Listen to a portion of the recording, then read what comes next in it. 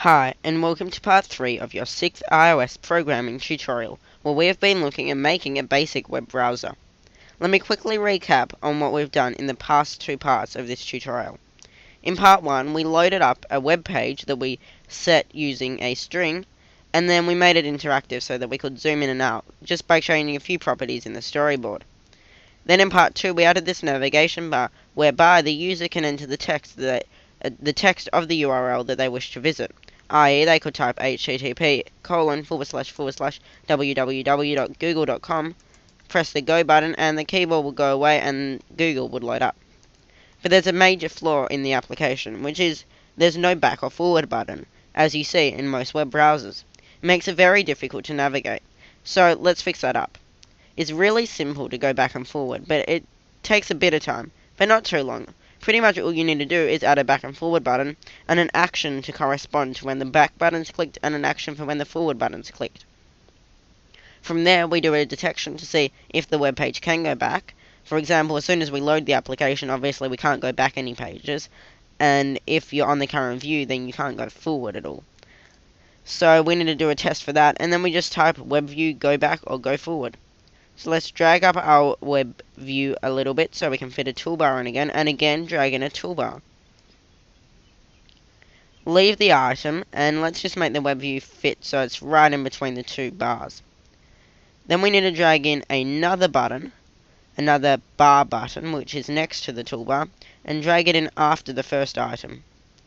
Then also drag in one of these arrowy things. It's called a flexible width tool, pretty much, and essentially what it does is when you put it in between the two items on your toolbar, it'll spread them out so they're both touching the edge.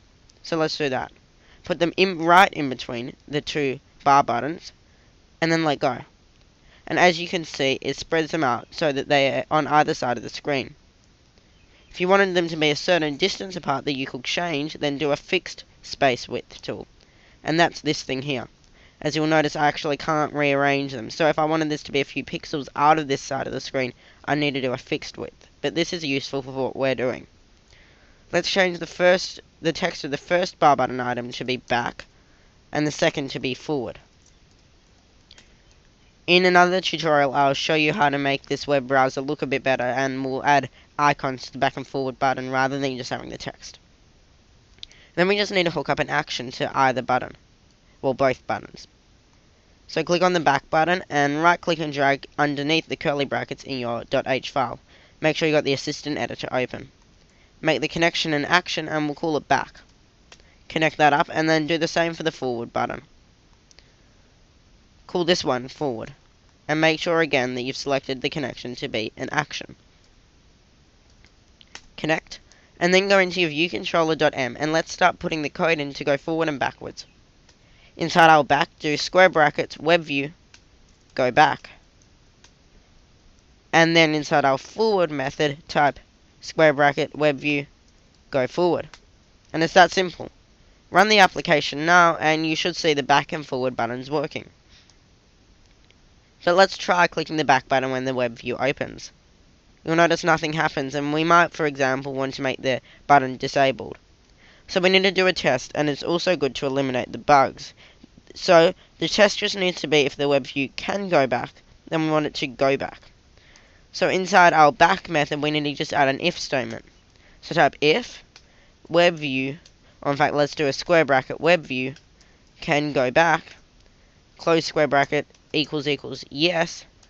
Then copy this line of code, web view can go back, and cut it, and then paste it inside statements. And then we need to do the same for forward, but just change the line to if web view can go forward equals yes, then web view go forward.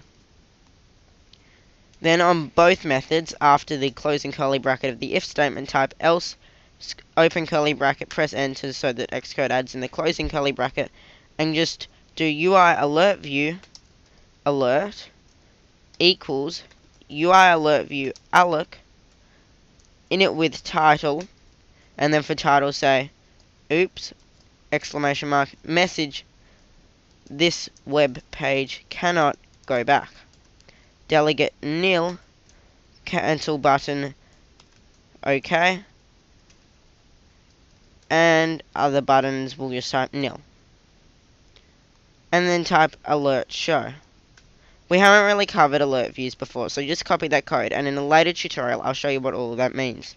You could also set the delegate to self, and I think that might even be a better option, so we'll have a look into that afterwards. Copy all of this code from the beginning of the word else to the closing curly bracket, and paste it after the if statement in the forward method. But change the text to this web page cannot go forward. Let's run our application again. Let's try going back. As you'll see, you'll get the alert, oops, this web page cannot go back. And if we try going forward, we've got the same problem. But let's enter a URL and then try going back. Once you've entered your URL, click go, and as per always, the keyboard will slide down. And once the web page loads, if we click the back button, it goes back to Google. And if we click forward, it'll go back to the 99 cents page. And then if we try clicking it again, we get that error. So that's how we make a basic web browser. There's a few more things we could add, like a history, we could share the page, and I'll show you how to do these sort of features in a later tutorial. In our next part of this tutorial though, we'll just make the web browser look a bit better, so you can actually present it to people. Thanks for watching, and if you've enjoyed this video, be sure to like and subscribe, and if you have any questions, message us directly through YouTube, visit our website 99centsappdevelopment.com, or our Facebook page, or comment on this video. Thanks for watching, and we'll see you next time.